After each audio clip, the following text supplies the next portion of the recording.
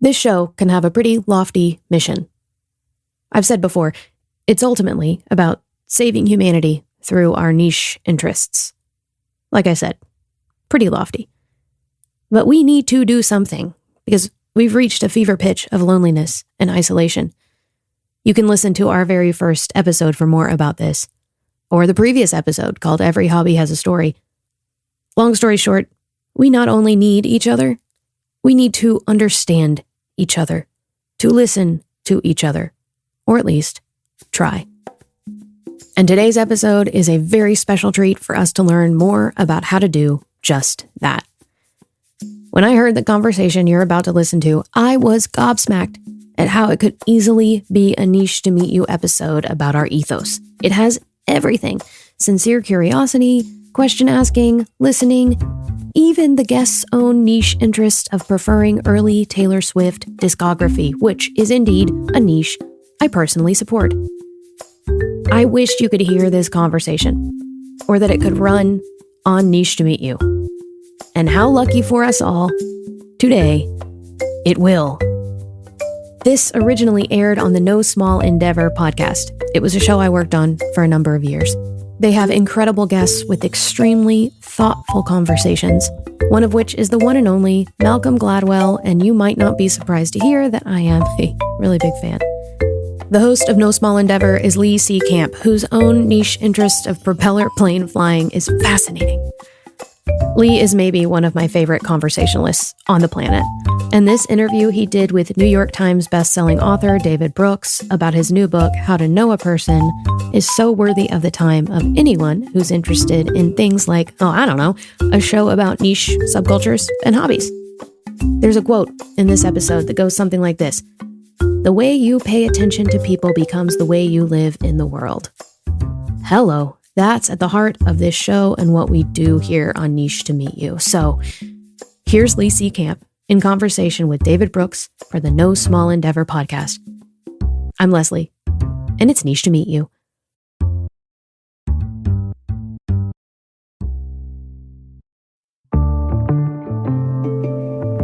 We live in a time that's weirdly dehumanizing. That's today's guest, New York Times columnist David Brooks. We're in the middle of some sort of social crisis. And for David, at the heart of that crisis is our inability to know one another, to rightfully see one another. We lack, he says, the skills needed to understand one another.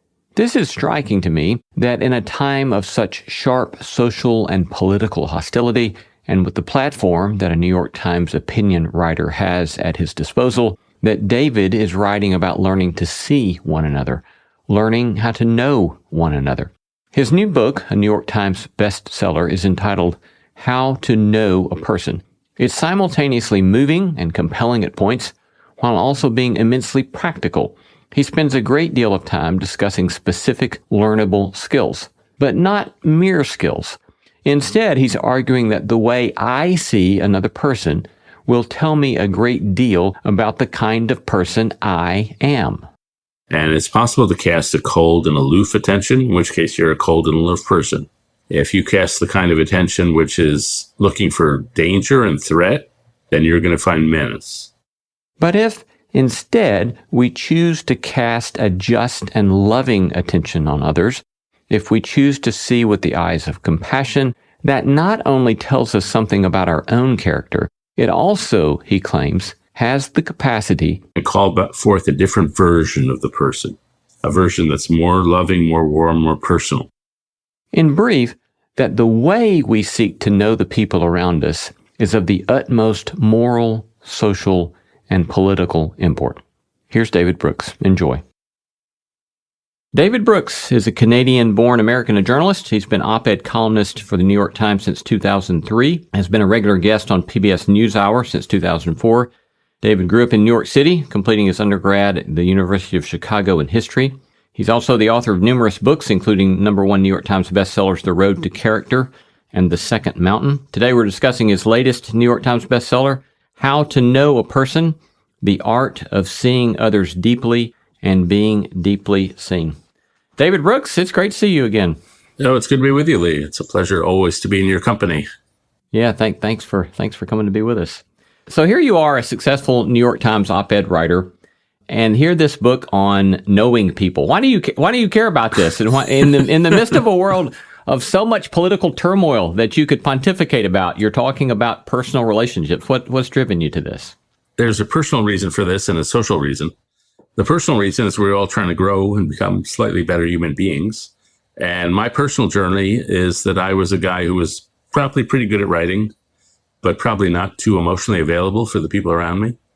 And so I've been on a journey over the last 15 years to try to become a better human. And part of that is become more emotionally available. Part of that is become more spiritually mature. And part of that is just treat people with more consideration and kindness and justice. And so that's the personal journey. The social journey is that we live in a time that's weirdly dehumanizing. And you know the statistics as well as I do that the number of people committing suicide is up by a third. Mental health problems are skyrocketing. The number of Americans who say they have no close personal friends has gone up 4 times since 2000. High school students, 45% say they're persistently hopeless and despondent. And so we're in the middle of some sort of social crisis.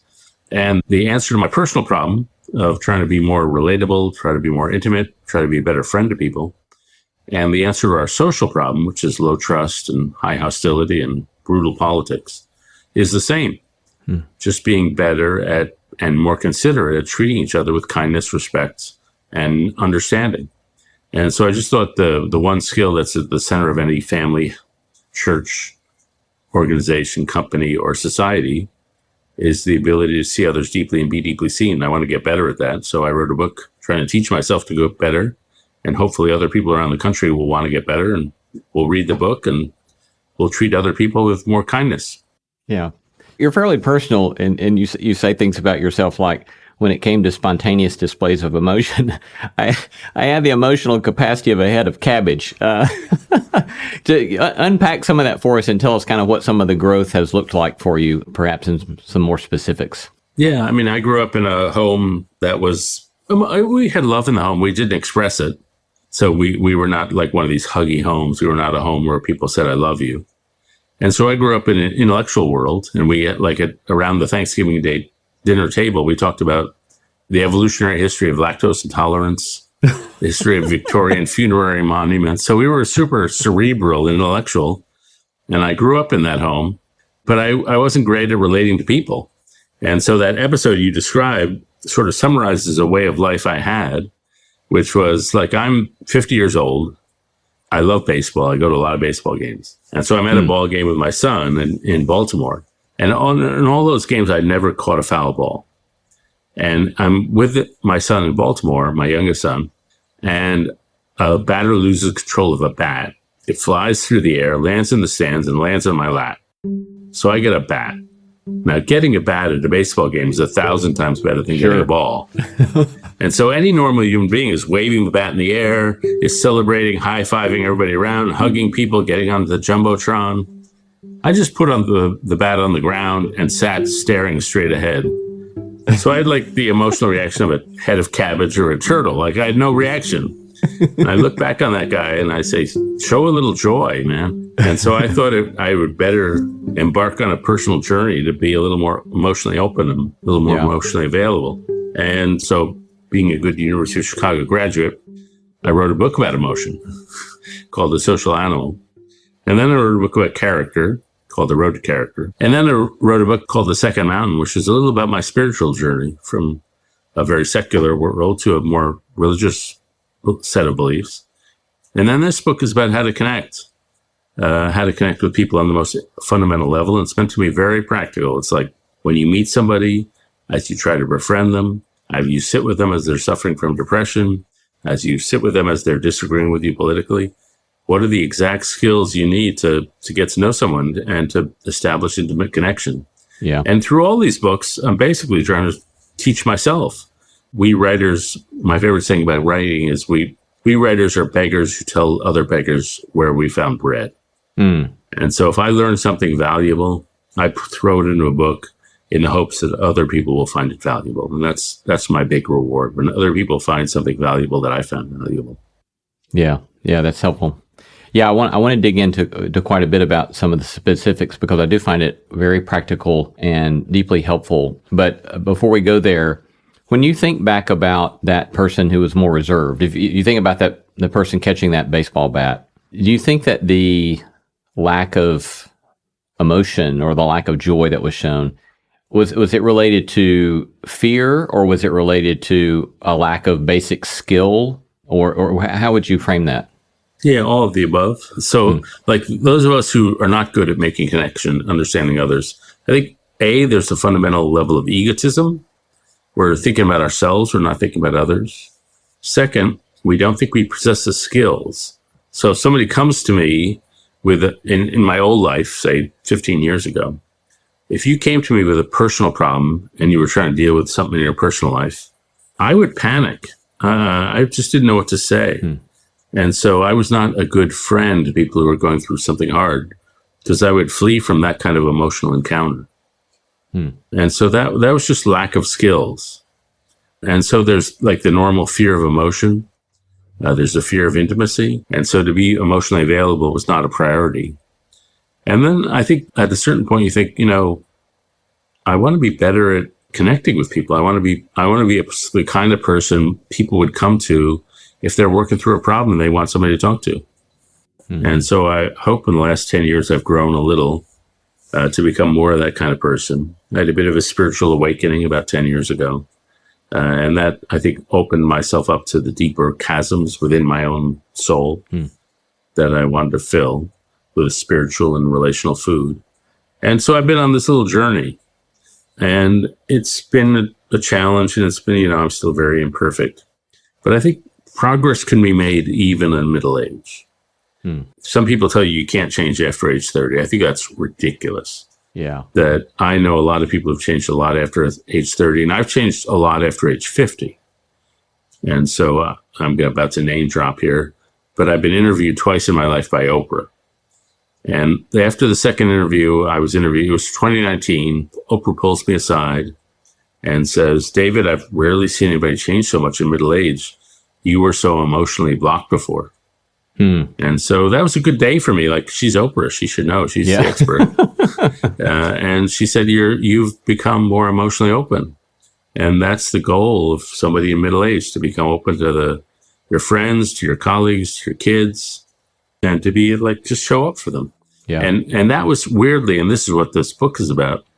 It's like being open-hearted. That's part of it. But part of it is just skills. It's knowing how to sit with somebody who's depressed, knowing how to disagree with somebody well, knowing how to host somebody who's at a dinner party and make everybody feel included.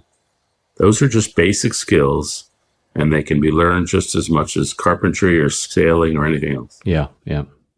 I'll definitely reiterate. I'll definitely echo agreement on. I think I changed fundamentally in very important ways in my mid to late 30s, and then again in my mid to late 40s. And so, if you can't make significant change after 30, I'd be toast. And so I'm thankful that I think we can. Do you have incidents that caused the changes, or was it a decision? I did. Yeah, I had several early to mid 30s. I had a sort of fundamental things about my life that just were not going to work long term, that forced me to do a lot of therapy and other kind of work.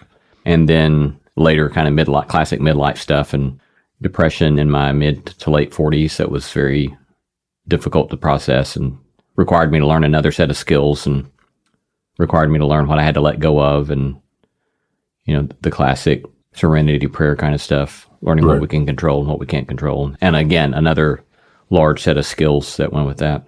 So let's move then to talking about some of the skills. So your part one, you developed this in three parts, and part one is I see you. And then you turn to this fundamental practice of giving attention to the other. And you say at one point, talking about the power of questioning in giving attention to others, you say, quote, I've come to think of questioning as a moral practice. So unpack that for us. Yeah. Well, first, I found that sometimes I go to a party and I leave the party and I think that whole time nobody asked me a question. Like they were like selling themselves, they were portraying themselves, but they were just not curious about me. And I've come to believe that only about 30 or 40% of human beings are question askers. That that they're genuinely curious about the other people around them. The other people are perfectly nice, but they're just not question askers. They're just like performing themselves. Like, here's what I want you to think of me. And so I thought, well, I want to be a good questioner. And so how do you become that? And again, it's a skill. And so in the book, I talk about a woman named Niobe Way, who was teaching young students, 7th grade boys in New York City, how to be question askers, how to be really good at it. And I think she learned you don't have to be good at teaching kids how to ask questions. Kids are great at asking questions. And so in Niobe's case, she said, okay, you're 7th graders. I'm going to sit in the front of the class and ask me anything and I'll answer it honestly. And so the first boy said, are you married? And she said, no. And the second boy said, are you divorced? And she said, yes. And the third boy said, do you still love him? Oh, wow. And she was like, whoa, what's going on here? And she said, yes, with tears in her eyes. And the fourth boy said, does he know you still love him? Wow. And the fifth boy said, do your kids know you still love him? And so like they're kids, they know how to ask questions. They go right for it. Yeah. But I think as we get older, a lot of us get a little more timid and shy about asking questions. In my view, we get overly timid and shy. You don't want to rush into these things. Like when I'm first meeting someone, there are certain questions I'll ask just to get us going. That's like questions like, where'd you grow up? I travel a lot, so I've probably been where they've grown up. Or how'd you get your name? People talk about their family, their ethnicity. How'd you get your name? And then as I get to know people a little better, I'll ask a little more personal, but not too personal. And so I asked a theologian friend of mine, what's your favorite unimportant thing about you? And he told me that he's a big theologian. I thought very intimidating, but he loves a lot of reality, trashy TV.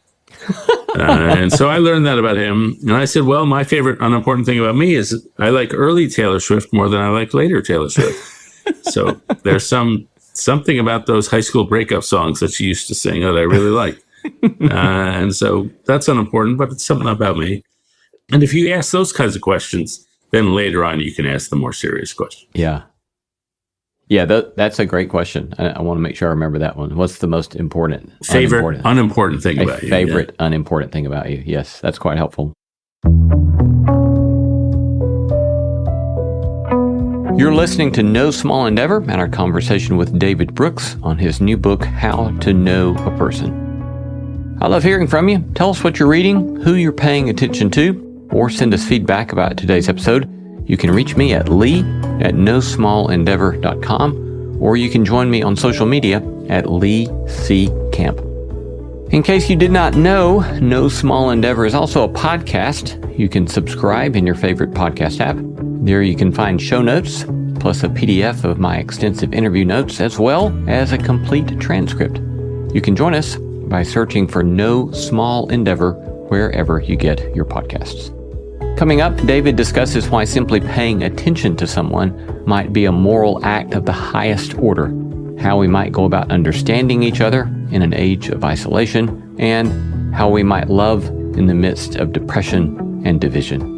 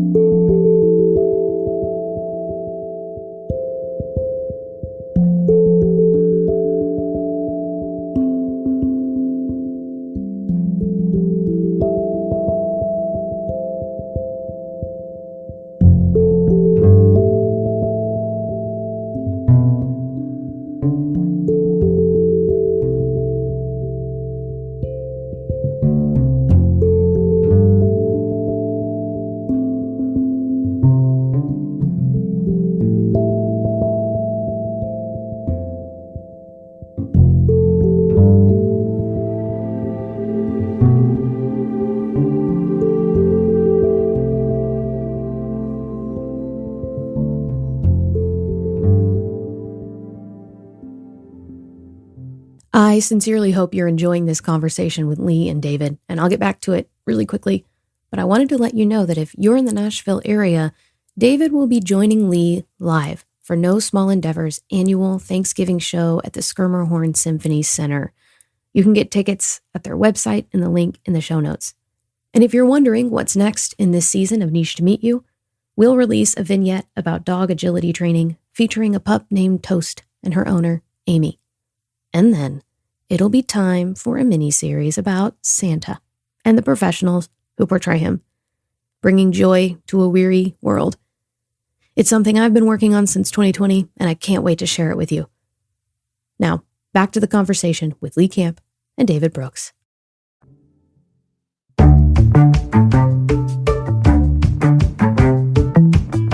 No small endeavor thanks our sponsor Lipscomb University, located in Nashville, Tennessee. Students at Lipscomb University are part of a Christ-centered community that prepares them for lives of purpose through rigorous academics and transformative experiences, where academic inquiry, grounded in a rich tradition of faith, shapes people of character who will impact the world. You can learn more about Lipscomb or schedule a visit at lipscomb.edu. Hey, Jacob Lewis here, executive producer of No Small Endeavor. If you didn't know, Lee started a newsletter that comes out every 2 weeks. He calls it the No Small Endeavor Notebook, where he riffs on themes and topics related to the show and our guests. It's full of suggestions on things to both think about and do on the quest to live a good life. You can sign up for Lee's No Small Endeavor Notebook at nosmallendeavor.com.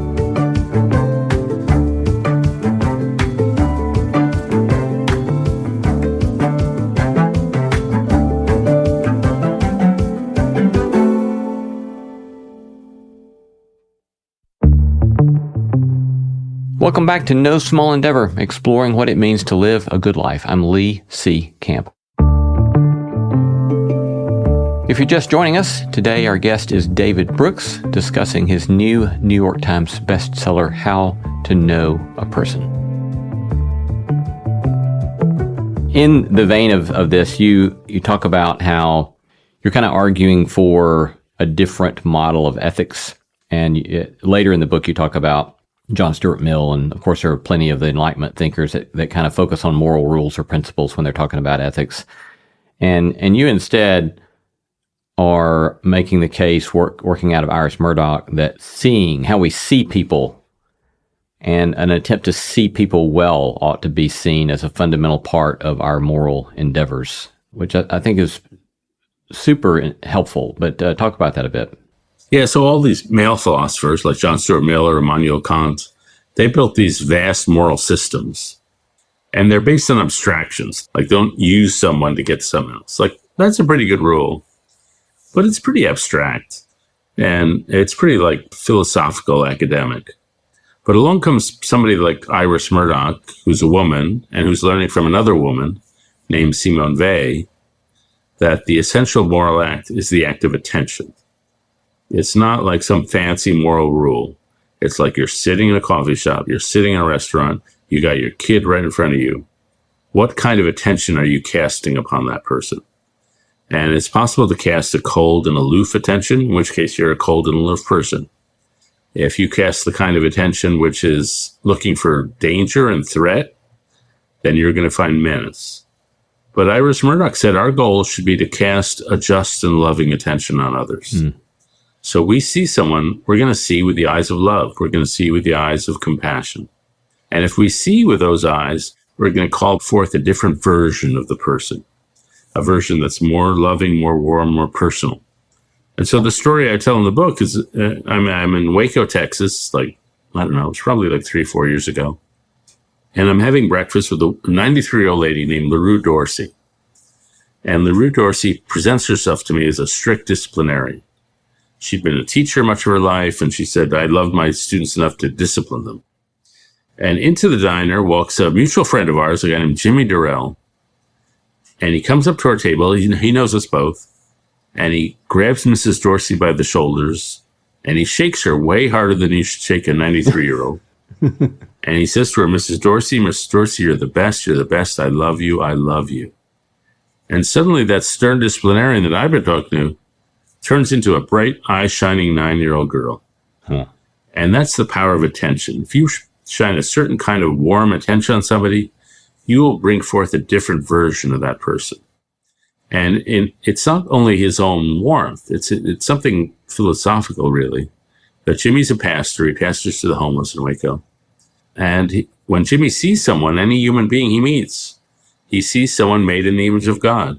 Mm. He's looking into the soul of someone of infinite value and dignity. He's looking at somebody so important that Jesus was willing to die for that person. Now, you could be Christian or Jewish or Muslim or atheist or agnostic. Don't really care. But looking at every person you meet with that level of reverence and respect is a precondition for seeing them well. If you see each person as a mystery that you'll never get to the bottom of, as someone of infinite value, then you're going to be curious about the person. You want to ask questions. You're going to want to see who they are in their fullness. That's the beginning of seeing them well. So to me, that's the moral quality of attention. It's just a super powerful moral act. The way you pay attention to the people becomes who you are in the world. You have a beautiful passage from David White, who says, friendship, quote, is not improvement, neither of the other nor of the self, but the ultimate touchstone is witness, the privilege of having been seen by someone, and the equal privilege of being granted the sight of the essence of another, to have walked with them, and to have believed in them. That's such a beautiful portrait of friendship. Yeah, the thing I love about that quotation is that we're not trying to improve each other. We're just trying to witness each other. We're just trying to be along for the ride. Yeah. And friendship is that, the privilege, I like the phrase, the privilege of having been seen. It really is a privilege when somebody really knows you well, and it's a privilege to give them that. And so even for this book, the last 4 years, I've been calling around asking people, tell me about a time you felt seen. And people would tell me stories with glowing eyes that seemed kind of mundane. Like one woman told me, she was about 40. And she told me, when I was 13, I had my first taste of alcohol. And I got so drunk when my friends dropped me off at my house on the front porch, I lay down on the porch, I couldn't get up. And my father, who was a tough guy, came out, and I thought he was going to scream at me all the things that were going on in my head. I'm bad, I'm bad, I'm bad. Instead, he just picked me up in his arms, carried me inside, laid me down on the sofa, and said, there'll be no punishment here. You've had an experience. That's it. You've had an experience. And so she remembers that moment like 30 years later, that her dad understood he didn't need to scream at her at that moment. And so she felt seen. And it's not super remarkable. It's like an everyday thing a parent might do. But it's an example of somebody saying, okay, I know you don't need to be screamed at right now. I'm just going to be on your team, and I'm just going to support you. I'm just going to be here with you. And it's like, it has an effect on people. Yeah. You have one, I think it's a full chapter, where you define a person. It's kind of, perhaps to some, a provocative definition of a person as a point of view. And you're making the case that if we really want to see another person, then we need to at least make an attempt to try to see that person's point of view. Talk to us a bit more about that and how you came to see that yourself. To me, the greatest thing all of us do is we take the experience of our lives and the hardships of our lives and the good things of our lives and the wise people in our lives, and we construct our own unique way of seeing the world. And we each see the world very differently. And you and I could be sitting in an auditorium in Nashville or in New York or wherever, looking at a concert, and in some sense we're looking at the same thing, but we're all having very different experiences of that thing, based on our pains, our hurts, our traumas, our joys, our tastes. And so if I'm going to know you, I want to know how you construct your reality. Experience is not what happens to you, it's what you do with what happens to you. So I want to know, like, you and I are looking at the same situation. How do you see it? And it's likely to be very, very, very different. And so, for example, I quote in the book a study done in the 1950s of a football game between Dartmouth and Princeton. And it was a particularly bloody and brutal game. And each team's fans thought the other team committed the most penalties. And then a couple weeks later, they showed a video of the game to each team's fans. And both groups of fans looked at the same video and said, look, this objectively proves that the other team was worse than our team. And it was the same video. And so it just shows how subjective we all are. And so if I want to understand you, I don't want to know what happened to you. I want to know what meaning you made out of what happened to you. What's your subjective viewpoint on the world? And just to get a little into brain science, not too much. When we look at, say we look at a rainbow. You and I speak English, and so we see a 7-banded rainbow. Now, a rainbow has no bands. It's a continuous stream of light. A rainbow has no color. There's no color in the world. There's just sound waves and visual waves and particles. But a Russian, in Russia, they have 2 words for our word blue. They have one word for light blue and another word for dark blue. And so Russians see 8-banded rainbows. They don't see the same rainbow we see. And so if I'm going to understand the Russians' experience of a rainbow, I can't just say, oh, you saw a rainbow. I have to ask them, how did you see it? I have to understand that each of us has a very subjective view of the world depending on our own culture, our own language, our own experiences. And so I have to be really curious and ask you, how does this look to you? How does this look to you? We don't see the world with our eyes. We see with our entire life. So what are some practical ways then to try to understand the way another person understands the world or their experience? So the subtitle of the book is The Art of Seeing Others Deeply and Being Deeply Seen. But if it's accurate, it should be the art of hearing others deeply and being deeply heard. The essential skill is being a conversationalist. How good are you at conversation? And let me first ask people who are listening to this, how good are you at knowing the people you meet? And I can tell you with great accuracy and confidence, you're not as good as you think you are. There's a guy at the University of Texas who studies how accurate are we at understanding what's going on in somebody's mind when we're talking to them. And the answer is we're accurate about 20% of the time. Oh. And so we don't know what's going on in the other person's mind. And some people are pretty good. They're 55%. Some people are terrible. They're 0%. They never understand what's going on in somebody else's mind. They're social idiots. But they think they're accurate 100% of the time. So if I'm going to understand what's going on in your mind as I'm talking to you, it's not good enough for me to guess. I have to ask you. I have to ask you questions. I have to be really good at asking you questions and really good at having conversations. And so in the book, I have a bunch of conversational tips. How do you become a great conversationalist? And there are things like treat attention as an on-off switch, not a dimmer. If I'm going to be in conversation with you, my attention will be 100% or 0. It's not going to be 60%. I'm not going to multitask and I'll be looking at my phone. Another one, there's a friend who you may know, a friend of mine named Andy Crouch. Sure. When you talk to Andy, it's like you're talking to a Pentecostal charismatic church. He's like, yes, I agree. That's good. Amen. Preach that. And so what I learned from Andy is be a loud listener. When somebody's talking to you, react. And you can either react verbally like Andy does, or if you go on TV and look at an Oprah interview and turn the sound off, you see her facial expressions are changing depending on what the person is saying. She's a loud listener because she's reflecting back to them all the different emotions they're going. And so that's another tip. Another tip is don't be a topper. If you say to me, oh, I had this terrible flight, I was on the tarmac for 2 hours, I might say, well, I know what you went through. I've been on a flight where we were sat on the tarmac for 4 hours. And it sounds like I'm trying to relate, like we went through the same thing. But really what I'm saying is, A, let's stop talking about you. Let's talk about me. And B, my experience is way better than your experience. And so I'm being a topper. And that's a good way to kill a conversation. So those are some of the practical tips of just how to be a conversationalist. You've got another real helpful, simple acronym, SLANT. Sit up, lean forward, ask questions, nod your head, and track the speaker. And I thought, I think I might start putting that in my course syllabi. That would be a simple, great skill for students in a class, and for all of us. Students really need it. I mean, I saw a study a couple of weeks ago after the book came out on the number of young men who've never asked anybody out on a date.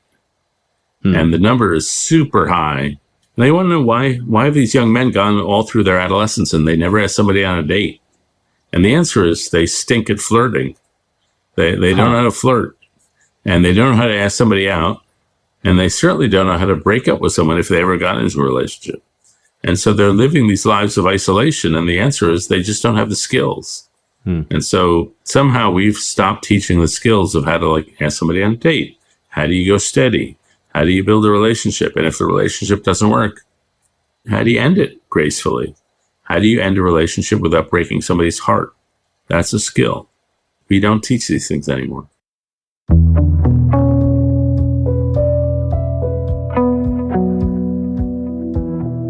You're listening to No Small Endeavor and our episode with David Brooks on his New York Times bestseller, How to Know a Person. If you missed a portion of this interview or would like to have access to the complete unabridged version, you can follow our podcast wherever you listen. We're going to take a short break, but coming right up, the loneliness epidemic, depression, political division, and how to see and love people well in the midst of these. Hey, we'll get back to the episode in a second, but first, this is usually where people will ask you to subscribe, rate, and review the show on your platform of choice, and I would love if you did that. It's super helpful. But you know what's more helpful is telling a friend that you like it. So what if right now you texted one friend and said, hey, I'm listening to this new show called Niche to Meet You. I think you'd really like it. You know what I'll even do for you? I will play music for the next 15 seconds before we get back to the second part of the episode, so you can do it without missing a thing. Okay, ready? Here you go.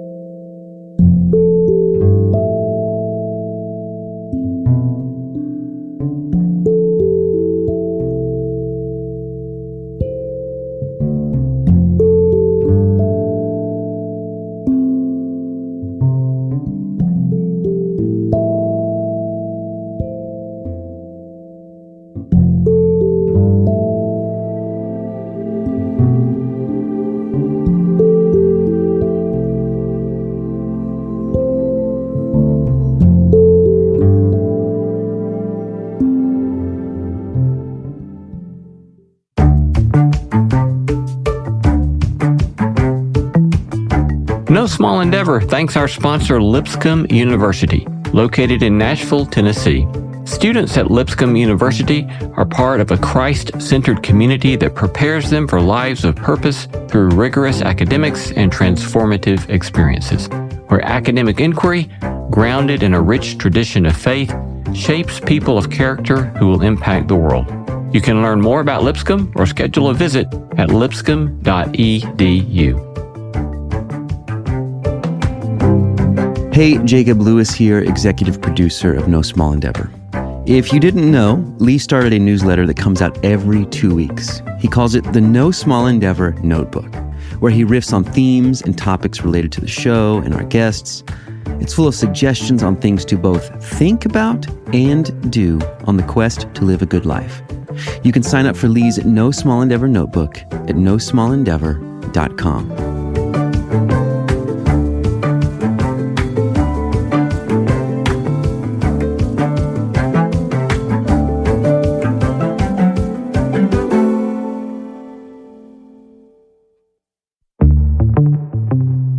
Welcome back to No Small Endeavor, exploring what it means to live a good life. I'm Lee C. Camp. If you're just joining us, today we're joined by David Brooks discussing his new book, How to Know a Person. Just a warning that this episode contains mention of suicide. So part 2, you move to I See You in Your Struggles. You've already alluded to this earlier in the conversation, the fact that we're in this particularly difficult time with the loneliness epidemic. And you then go on to say things like loneliness leads to meanness and distrust sows distrust, or political movements these days are fueled largely by resentment. So in this kind of apparent breakdown of the social fabric, you're wanting us to lean into seeing one another in our struggles and our difficulties. So kind of point to some of the key ideas that you developed there. I'll first talk about, one of the chapters in that section is about depression. And so what my oldest friend in the world, who's a guy named Pete, we met when we were 11. We played through life. We were like friends for life. But when he was 57, he got hit by a period of depression, a very severe depression. And I thought I was reasonably well educated and I should know how to accompany someone who's depressed. But I realized in the course of those years, I didn't even know what depression was. And I learned if you're lucky enough not to have suffered from depression, you can't understand it by extrapolating from your own moments of sadness. That depression, as another friend of mine, Mike Gerson, said, is a malfunction in the instrument we use to perceive reality. So both Pete, my friend, and Mike, another friend, said they had these lying voices in their head, which were screaming at them, you're worthless, you're worthless. Nobody would mind if you disappeared. And those were lies, but the voices were in their heads. And so I learned over the course of 3 years of Pete's illness, a little about how you deal with someone who's suffering from depression. First, I learned the mistakes you make and the mistakes I made. And the first mistake was I tried to give him ideas about how to make the depression lift. So I would say, you used to take these service trips to Vietnam. You found them so rewarding. You should do that. Take some trips and give back and you'll feel good. And I later learned that if you're giving a depressed person ideas on how to make the depression lift, all you're doing is showing you just don't get it. Because it's not ideas they're lacking. It's lack of energy, it's lack of curiosity, it's lack of a lot of things, but it's not lack of ideas. So I was just showing I was clueless. The second mistake I made was I tried to do what the psychologists call positive reframing, which say, look at all the wonderful things in your life. You have a great career, you have a great wife, great marriage, great kids. And I was just making him feel worse because I was reminding him he was not enjoying the things that are palpably enjoyable. And so I was just not helpful. And I think over the 3 years that we traveled this course together, I learned a few things you should say. The first is just to acknowledge the reality of the situation. This stinks. Tell me about what it's like to be depressed. Just so he doesn't feel so alone in his circumstances. Like I feel, okay, I know what you're going through. I may not share it, but I know I have some idea of what you're going through. The second thing I could have done is a burst of goodwill. And a pastor friend of mine up in DC tell me when he has congregants who are going through hard times, he just says to them, I want more for you. I want more for you. And that expression of goodwill may not solve the problem. It will not solve the problem. But at least you're saying, I'm on your side. I'm on your side. I'm rooting for you. The third thing you can do is constant touches, like a text every day, a phone call, a postcard. It's like no response necessary, but I'm thinking of you. I'm not going away. You may feel isolated, but I'm not going away. I'm going to be here. And then the fourth thing I learned this from Viktor Frankl, who wrote this great book, Man's Search for Meaning, about life in a Nazi death camp. And when he was confronting people who were contemplating suicide, he would say to them, life has not stopped expecting things of you. That there are still responsibilities that you have that you can do good in the world. And all these different things, these 4 different things you can do for somebody who's contemplating suicide or depressed. It may not help in the end. There's a limited power of words, but at least you'll have showed up in the most gracious way possible to show up, and you've sat with somebody who's going through depression, going through thoughts of suicide, and you've been a good friend. And I just say that might not help, but it's at least the best you can do. Yeah. Yeah, I would say from my own experience that all of those things you described about what does not help and what does help seems quite true to my experience. So I appreciate that a lot. It was a hard education for 3 years, and my friend Pete lost his battle with suicide, or with depression, but he left a legacy for his friends and family of knowing, let's be honest about this. Mm-hmm. What was that experience like for you in losing your friend that way? It was hard. It was hard, and first because you felt so powerless. Like the beast that took Pete was like bigger than him, bigger than me, bigger than his wife, bigger than his kids. It was just a big beast. Secondly, I lost 3 close friends within a few months of each other. And some of your listeners may know some of them. One was Pete. They probably wouldn't know. But another was Mike Gerson, who I quoted, who was a Washington Post columnist and a Bush speechwriter. And another was Tim Keller, who was a pastor, a Presbyterian pastor in New York. And so I lost 3 close friends with a rapid succession. And there are a lot of books about how to endure grief from a family member. And people have written books about grief when a spouse dies, when a child dies. But I wasn't prepared for the kind of grief when a friend dies. And so losing a friend, it was sort of uncharted territory to me. And after Pete died, since I knew him since we were 11, the only thing I could compare it to was like going to Montana and suddenly the mountains are gone. It's like he had been a permanent presence in my life and suddenly that presence was absent. I was very disoriented. And the one thing I say to this anybody who's willing to hear, if you're ever in a state of depression, if you're ever in a state of despair, and you think, oh, if I were not here, it would be so much easier on my friends and family. If I took my own life, I would do them a favor. I can tell you, having lived through the aftermath of Pete's death, that's completely wrong. That you're not doing anybody any favors by taking your life. You're causing a lot of pain. And so if you're ever in a moment of despair thinking it would be easier for everybody if I were not here, that's wrong. You need to stick around. Yeah, thank you for that. If you or someone you know is in crisis, you can contact the Suicide Prevention Lifeline at 1-800-273-8255. So part 3 moves to I see you in your strengths.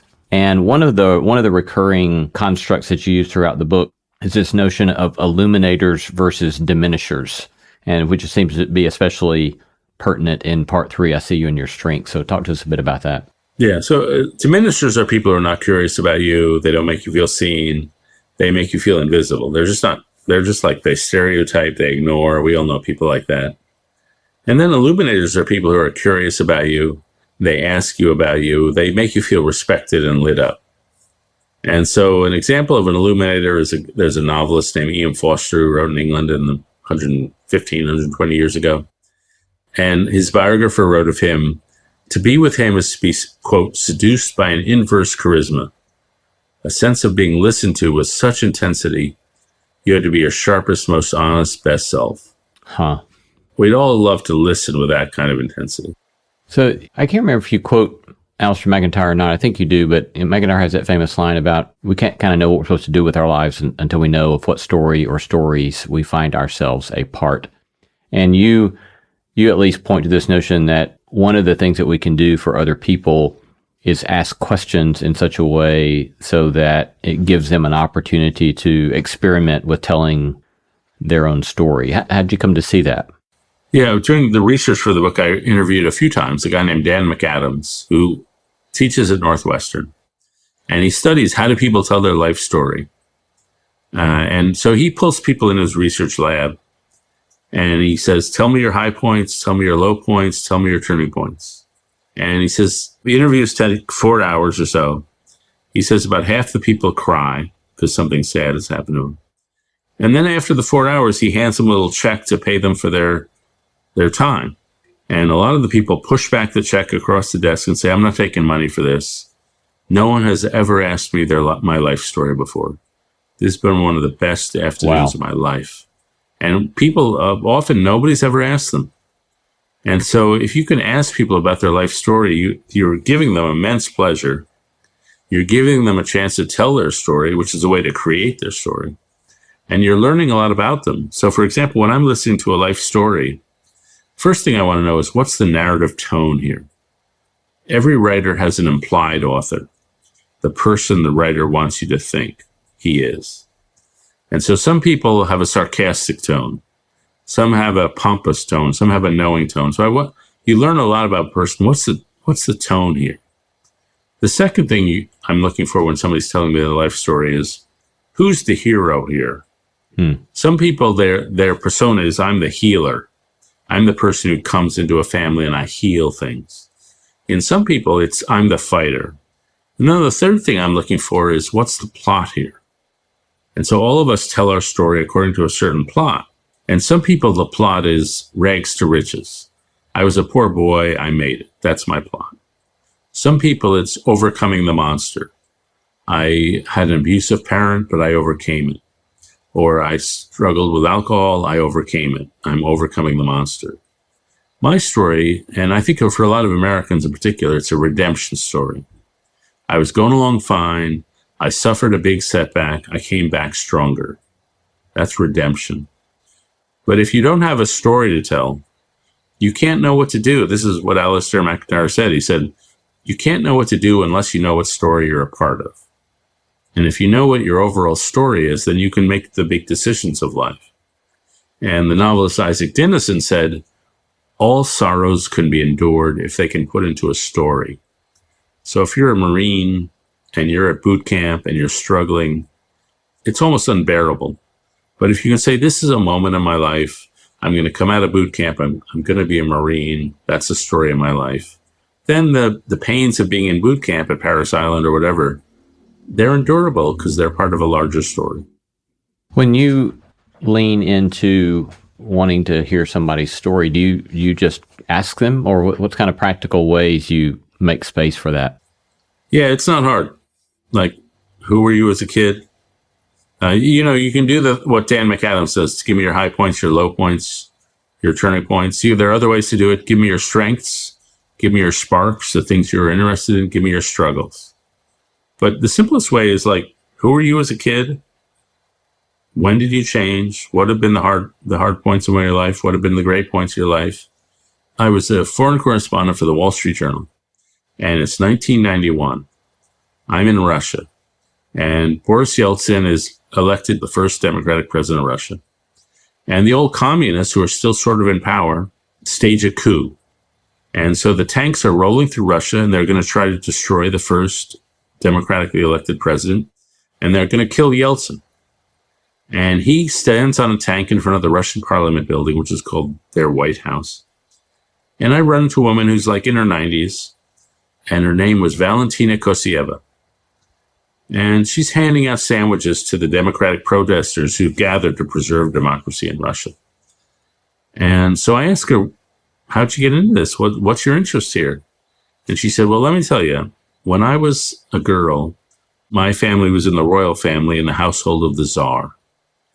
And then when the revolution happened, the royal family was killed, and I fled, and I was part of the Russian Revolution. There was a civil war right after the revolution, and I was almost executed because I harbored some of the people who were anti-communists in those days. And then I said, so then what happened? And she said, well, I had a husband in the 30s, and Stalin sent him away to the Gulag and had him killed. And so then I said, well, then what happened? And she said, well, we had two boys, and they were fighting against the Nazis in World War II, and my youngest son was beaten to death in the Battle of Stalingrad, and my other son was shot. And so I said, well, then what happened? And she said, well, I married another guy, and in the 1950s, he was also sent to the Gulag in Siberia, and he vanished. I never saw him again. And so I said, well, then what happened? And she said, well, I'm part of the Kalmyk people, which is a Muslim population in the Soviet Union. And Khrushchev decided we were all going to be sent to internal exile. So we were all ripped from our apartments and we were sent to internal exile somewhere in Russia. And so all I did was say over and over again, and then what happened? And basically every terrible thing that had happened in Soviet history happened to her. And when she's 90, she's handing out sandwiches for the democratic protesters to try to end the Soviet Union and create a better Russia. And so it was one of the most remarkable interviews I ever had. And to get her life story, all I had to do was say, and then what happened? And then what happened? And then what happened? And it was a remarkable few hours that she described to me her whole life. Yeah, that's amazing. That's amazing. So last question, how do you posture yourself, or how do you steel yourself for the upcoming season of politics that clearly looks like it's going to be a lot of contention? Yeah, I'm not ready for it. So I've lived through the last 7 years, as we all have. And even the last few months after October 7th in Israel, it's just been a brutal period. Mm-hmm.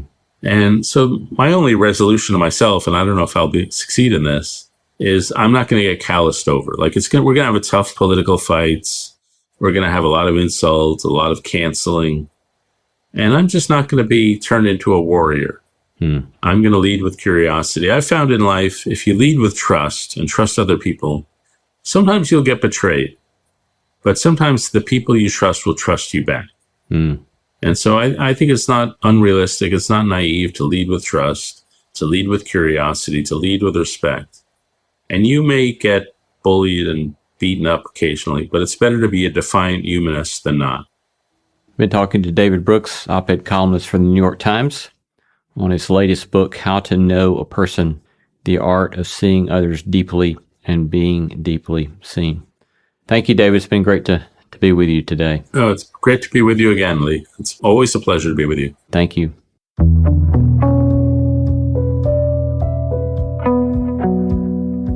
You've been listening to No Small Endeavor and our interview with New York Times contributor and author David Brooks, discussing his new book, How to Know a Person.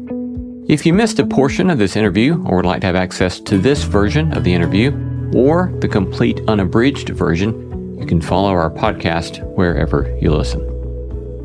We gratefully acknowledge the support of Lilly Endowment Incorporated, a private philanthropic foundation supporting the causes of community development, education, and religion, and the support of the John Templeton Foundation, whose vision is to become a global catalyst for discoveries that contribute to human flourishing.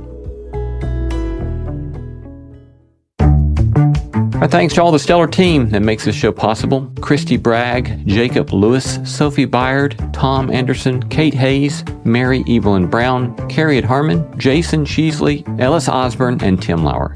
Thanks for listening, and let's keep exploring what it means to live a good life together. No Small Endeavor is a production of PRX, Tokens Media LLC, and Great Feeling Studio.